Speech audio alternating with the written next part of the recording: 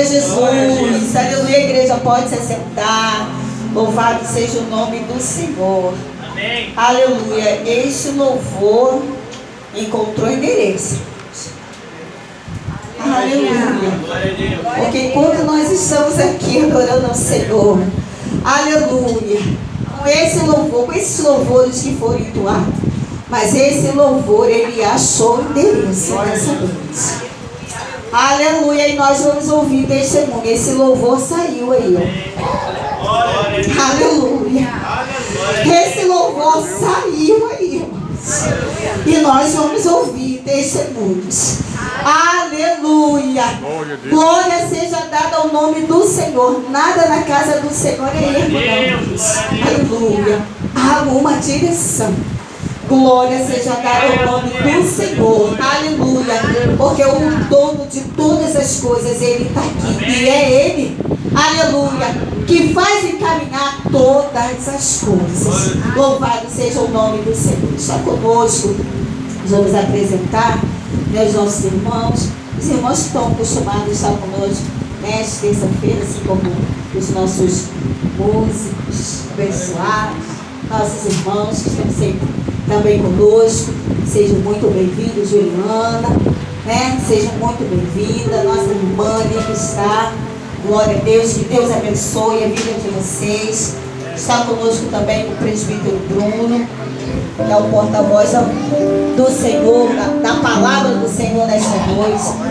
Diaconisa Natália, também com eles está a Antonella e o Lourenço. Lourenço, vem aqui.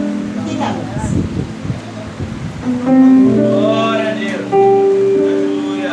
Nós aqui da Praça C, na terça-feira da dupla honra também, esse é o menino que nós oramos por ele. Aleluia.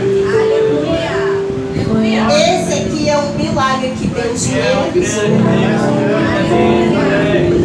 Por esta causa, esta igreja se colocou muitas vezes de joelho em oração. Aleluia. O quadro não era bom. Nós vamos saber dos testemunhos. Qualquer dia desse a gente vai saber do testemunho. Aleluia. Mas aqui está, glórias, para a honra e a glória do nome do Senhor. Amém, Lorena? Amém. Vamos aplaudir ao Senhor, irmãos. Aleluia, que o nosso Deus, Ele continua, aleluia, a fazer, a realizar os milagres. O nosso Deus, Ele não mudou. Nós é que mudamos, né? Mas o nosso Senhor, o nosso Deus, Ele não muda.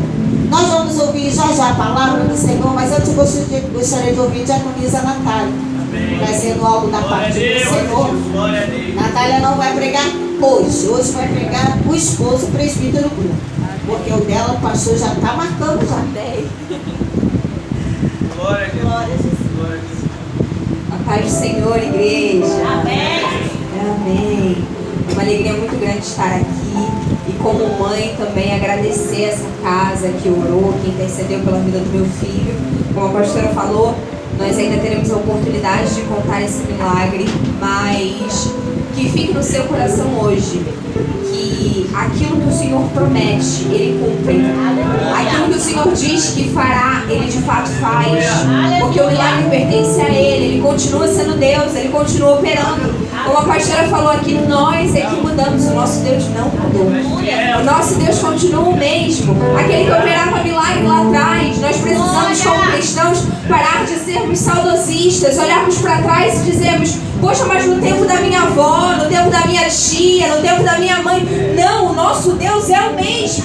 Ele continua operando hoje. Ele continua realizando milagres, maravilhas e coisas sobrenaturais.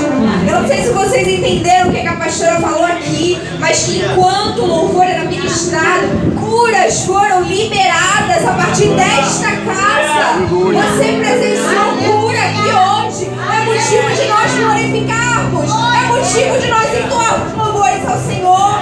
Porque a palavra de Deus vai dizer que nós não vivemos por aquilo que vemos, mas por aquilo que cremos. Se nós cremos, nós acreditamos que se o Senhor liberou a palavra, ela já chegou, já realizou, já operou, o milagre já aconteceu.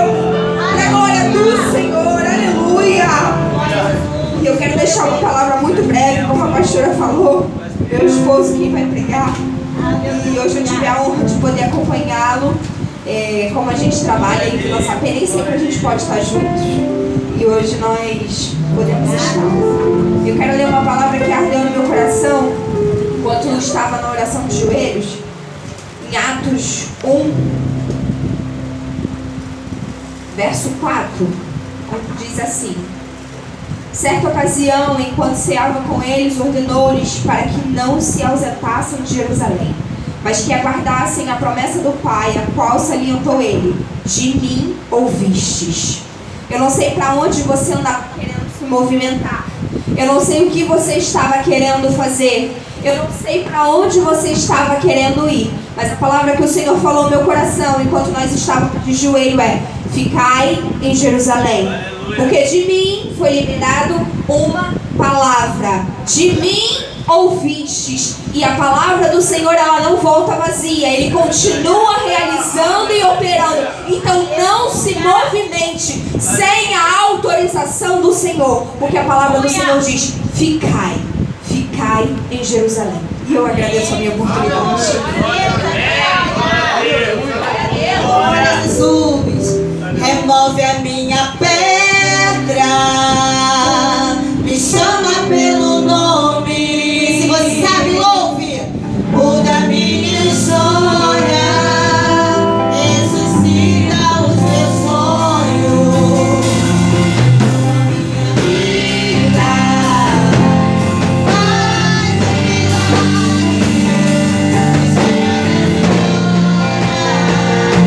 Me chama para fora, ressuscita-me.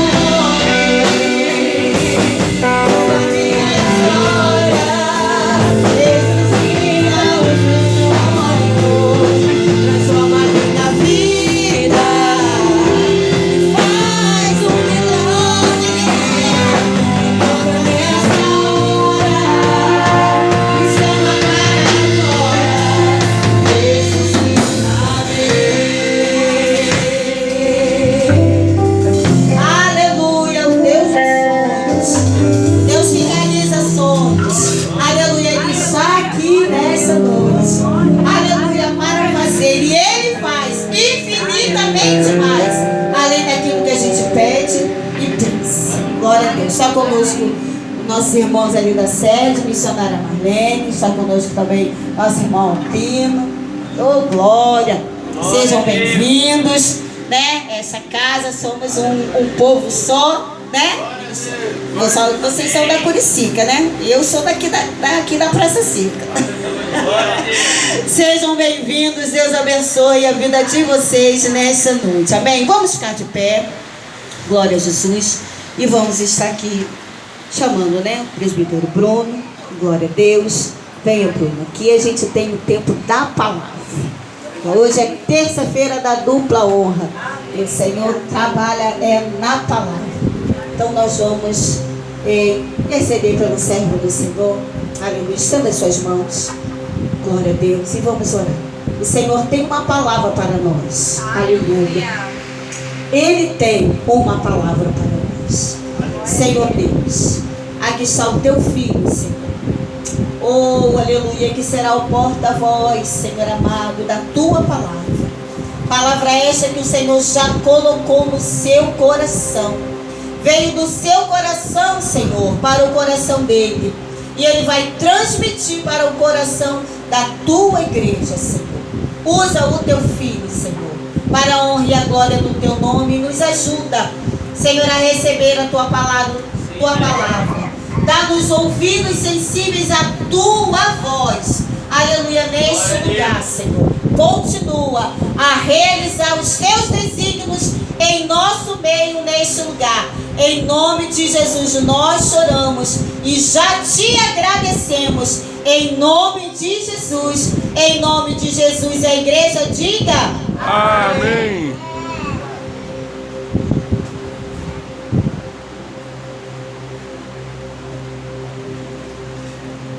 Graça e paz, igreja. Amém. É motivo de de bastante alegria estar com os irmãos, né, nessa noite, né, atender esse convite.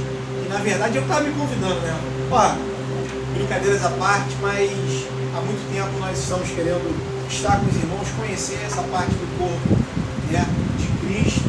E aconteceu que essa semana o pastor Luiz Antônio nos chamou, né, e muito obrigado. E de pronto a gente está aqui, é um prazer estar com os irmãos, conhecer essas pessoas lindas e maravilhosas do corpo de Cristo. Amém? Enquanto você abre, obrigado. Né? Mateus 15, né? A minha esposa me antecedeu aqui.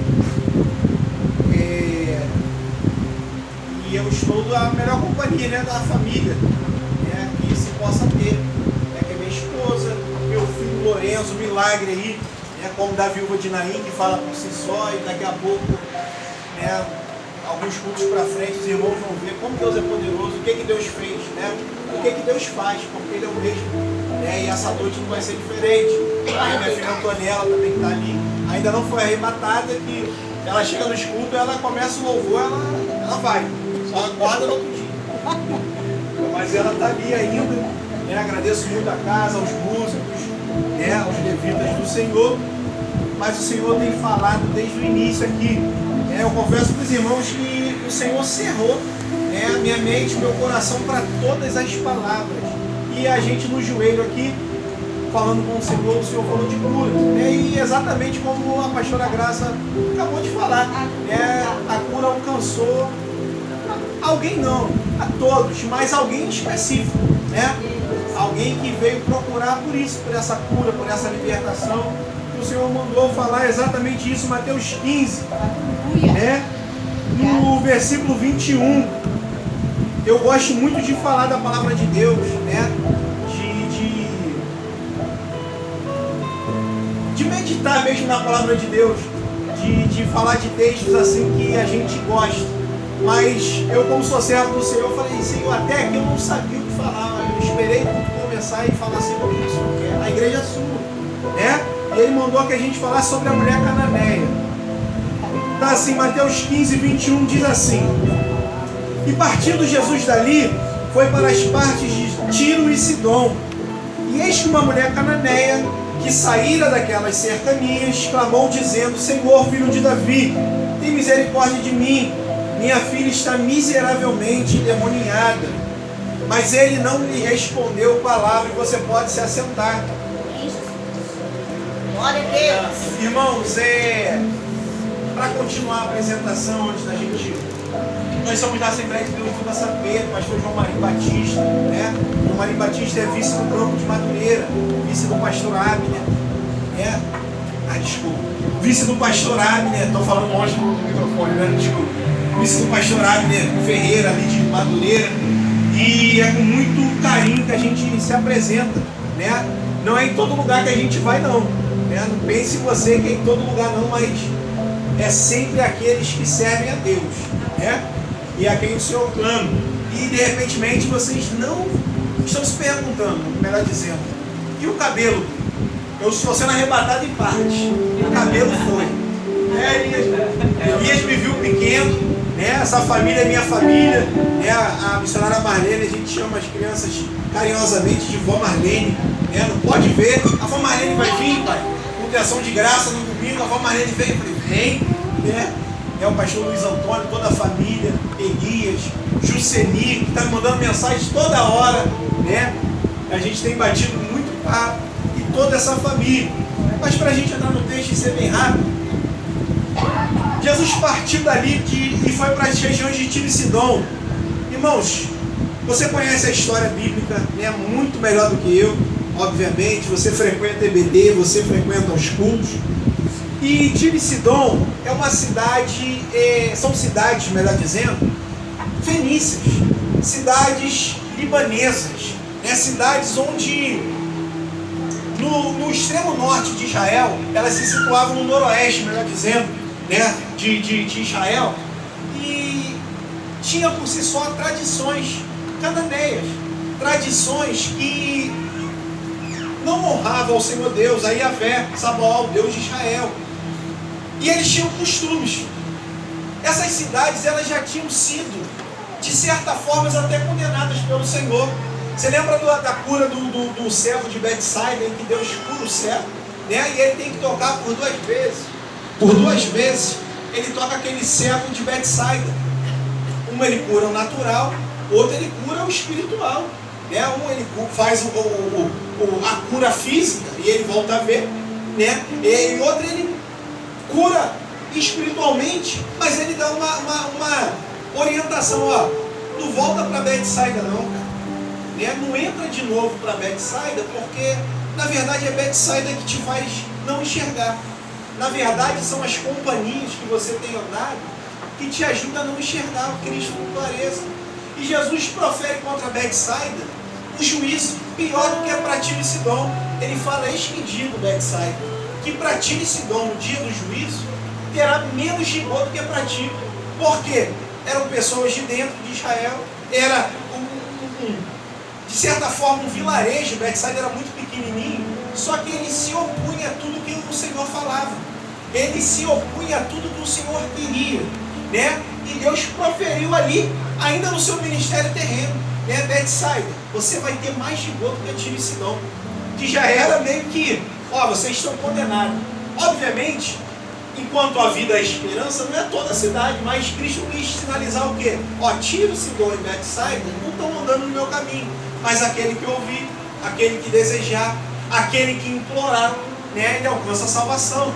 E você saiu de casa numa terça-feira, certamente, para alcançar a salvação, para alcançar uma cura, como foi falado aqui nessa noite, para de repente, num ímpeto, de repente, de aquele gás que a gente chama do pop, aquele último gás, cara, eu vou hoje. Hoje é a última vez que eu vou. Eu preciso encontrar salvação. Eu preciso encontrar a cura para essa situação. Eu preciso encontrar a definição daquilo que o Senhor quer. E o Senhor marcou essa noite. Pois bem, Jesus passa por Tiro e Sidom, o extremo norte de Israel, e não à toa, porque ele está às margens do lago de Genezaré, né? O mar da Galileia. A mesma coisa. Só que Jesus do nada, né, como se ele fizesse algo, né, sem um intuito pré-definido, ele levanta e segue para Tiro e Sidom, né, provocando de repente entre os seus já uma estranheza, porque ninguém procura as cidades dos limites de Israel. É como se, pense comigo, é como se fosse aquela última linha que divide Israel do Líbano, que divide Israel de outra nação, no caso Líbano, e do outro lado a Fenícia. Só que Jesus, por ser amoroso demais, por ser misericordioso demais, ele veio para salvar a todos. Apesar de que o seu ministério foi concentrado em Israel, ele salvou a muitos, a todos os estrangeiros que vieram, né? Ele deixou claro a todos que o procuraram e se quebrantaram em espírito e em coração, né? Assim como o salmista no 51:17 diz que o sacrifício que o Senhor honra, o sacrifício que o Senhor honra não é nenhum outro sacrifício além de um espírito quebrantado. E um coração quebrantado, ele não vai jogar fora, né? Salmo 51:17, o salmista já tinha falado. Então todos que o procuram com fé, ele faz questão de atender. Só que em Israel tinha um estigma de acreditar que só eles eram salvos, que a promessa era só deles, né? E a prova está no mesmo texto, porque Jesus está tratando muitas situações, né? Assim como ele sempre faz, nos detalhes. Ele vai para o extremo norte de Israel, perto da cidade de Tiro e Sidom. Com eles vai a sua caravana, os seus discípulos. E enquanto ele está passando, Marcos vai escrever que ele fica numa casa, né? Que ele, como se ele pudesse se esconder, porque ele é tão maravilhoso que por mais que ele tente, ele sempre alcança as pessoas. Ele sempre faz questão de ser notado. Ele sempre consegue ser notado. Jesus, né, em seu ministério, ele chega a contar que Mateus 6 ali, quando ele fala assim, que pode se esconder uma cidade edificada sobre um monte, cheia de luzes, né? Quem viaja aqui sabe quando está chegando próximo a uma serra, Petrópolis, Friburgo, é impossível de você não ver a cidade, porque você começa a ver as luzes. Você começa, caramba, na cidade, porque a serra está no alto. E Jesus está falando dele, que é a luz do mundo. Jesus está falando de quem o carrega. De repente você é cheio de vergonha, fisicamente falando, natural. Não quero falar não. Mas cheio de Jesus. E aonde você chega, é no trabalho, é em casa, é na igreja, é impossível de não ser notado. Por mais que você não queira, alguém fala, pô, ali, ó, gente, poxa, aquela ali eu dou testemunho. Aquele ali, aquela casa, pô, põe minha mão no fogo. São crentes de verdade, não se envolvem em polêmica, em fofoca, né? Eles não brigam entre si. É cheio de Jesus. Então fica impossível esconder Jesus. Jesus tenta se esconder numa casa, né? E a casa devia ser muito privilegiada, essa casa, a Bíblia não concentra de quem era, mas ele tenta se esconder. Mas, todos sabendo que ele ali estava, ele precisou se retirar. E na medida que ele se retira, vai a caravana de novo, né? Vai a multidão sempre atrás de Jesus, porque onde Jesus está, acontece maravilha, acontece milagre, né? Acontece saída de virtude, batismo, né? Maravilhas, todos os dons espirituais que assim o cercam, que assim o envolvem. Só que uma mulher sírio-fenícia, né? Uma mulher grega, assim como Mateus escreve, ela, por si só em Israel, ela é rejeitada. Em Israel. É por isso que ela vive da fronteira para fora. Só que de alguma forma, essa mulher toma coragem e ela atravessa a fronteira, porque a Escritura Sagrada, você lê em casa depois, todo o texto a partir do 21, tanto em Marcos quanto em Mateus, vai descrever que ela ouviu falar do Cristo. E a fé, ela vem pelo ouvir. Né? É uma mulher que está passando uma provação terrível, ferrinha dentro de casa, né? Com a sua filha, assim como a pastora Graça falou aqui, né? Me antecedeu falando do Lourenço, né? Assim como aconteceu com o Jairo e outros mais. A gente às vezes não dá muita importância para algumas situações, por mais que sejam difíceis, mas quando toca na casa, quando toca num filho seu, numa mãe, num pai, o negócio muda. Jairo teve que mudar. Jairo teve que fazer o que acabamos de falar em Salmo 51, verso 17. Ele teve que se quebrantar diante de todo o povo. O que era uma vergonha para a tradição, né? O que era uma vergonha para os costumes. Porque ele que era o dono do poder, ele que vestia de repente o melhor blazer da Armani, ele era destacado entre o povo, mas quando Jesus pisa em Cafarnaum, ele é o primeiro a estar ajoelhado, vai lá em casa. Jesus é o mano. Né? E o povo devia estar no comentário, meu Deus, Jairo se ajoelhando, tanto poder, mas Jairo já não queria saber de outra coisa, vai lá em casa que minha filha vai morrer, né? E a gente começa a notar quando a situação é dentro de casa, a gente de repente não se preocupa do portão para fora, mas quando o negócio está ruim para dentro, a gente só entende que a esperança é Jesus, quando já não está, dinheiro já não resolve, né? Quando o médico já não consegue resolver, a gente lembra, só tem um que pode, e é Jesus. E a mulher sírio-fenícia está com a filha endemoniada, você leu comigo, dentro de casa. Ela começa a romper costumes, tradições, né? No tempo em que a xenofobia cantava solta, a xenofobia é quando não se tem amor ao estrangeiro, né? Incluído o povo de Deus, né? Israel, eram os maiores xenofóbicos, né? Eles queriam a todo custo acreditar que era só para eles. Todo mundo que se aproximava, sai. A promessa é minha, a promessa é para ajudar. Né? O judeu era mais ainda do que todo o Israel, porque a salvação vem de Judá. Essa era a profecia. Era Isaías, o menino nasceu, né? Vem de lá, né? Vem de Judá, é nosso, não é mais de ninguém. Só que o Senhor não escolheu só o povo, Ele escolheu a todos que o querem, a todos que o desejam, né? Que querem entregar a sua vida. E a mulher sírio-fenícia, sabendo de tudo que poderia acontecer, inclusive a sua morte, né? Ela resolve romper em fé, né? E às vezes a gente se deixa neutralizar pelo medo, pelo que vão pensar, né? Pelo que não, vai que eles entendem mal, né? Vai que tá bom assim, uma hora Deus vai me encontrar. Deus, ele se move. O apóstolo Tiago diz assim: achegai-vos a Deus, né? Irmão de Jesus, o Cristo, né? Que escreveu o livro de Tiago, um dos maiores doutrinadores, né, de Israel. Ele fala: achegai-vos a Deus, e Ele se achegará a vós. E Ele vai se achegar. É como se fosse uma entrega mútua. Jesus dá um passo, mas você tem que dar um para perto dele também. Aí você chega mais, aí fala, eu quero mais. E vocês vão se encontrando, né? Jesus não faz tudo sozinho, ele se permite achar. Desde sempre, ele se permite, ele se doa para que você o ache, né?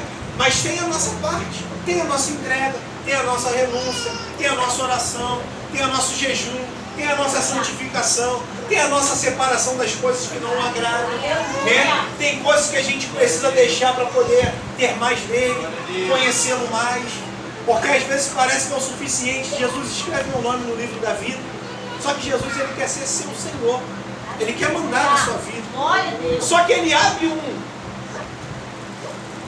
uma lacuna que nenhum Senhor abre. João 15, ele fala assim, ó, se nós obedecermos o que eu estou falando em tudo, né, e se achegar e começar a se limpar, se purificar, como ele está falando do corte da árvore, da limpeza da árvore, é isso, né? Você vai se deixando, deixa o Pai te limpar. Pai, não leva não, eu gosto tanto do Vasco, mas para de ver o Vasco no domingo e vem para o culto, né? Isso é limpeza no ramo, né? Senhor, eu gosto tanto de ficar na casa do avô, da avó, mas é no dia do culto, vem para o culto, né? Vai se limpando, e aí você vai ser amigo. E o bom de ser amigo é de ouvir coisas que, enquanto é só Senhor, não dá para ouvir. Abraão, né? Ele vive uma experiência nos Carvalhais de Manre exatamente assim, onde fala de intimidade. Ele ficava à tenda da porta, né, da sua tenda, desculpa, no meio do deserto, no sol a pino. Isso a Bíblia deixa transcender que ele esperava com muito carinho esse Deus que parou certa feita de falar com ele, mas ele esperava.